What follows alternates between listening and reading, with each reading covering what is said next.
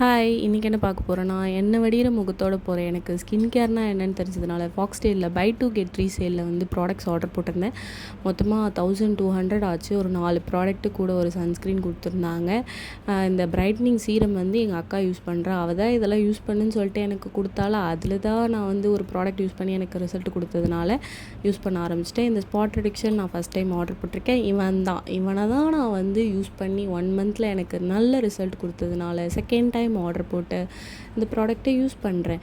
நல்ல க்ளோவாகவும் டேன் ரிமூவலாகவும் இருந்துச்சு. எல்லோரும் என்னை பளபளன்னு வெள்ளையாயிட்டேன்னு சொன்னதுனால ஜாலி அப்படின்னு சொல்லிட்டு செகண்ட் டைம் இதை ரெகுலராக யூஸ் பண்ணணும்னு சொல்லிட்டு போட்டிருக்கேன்.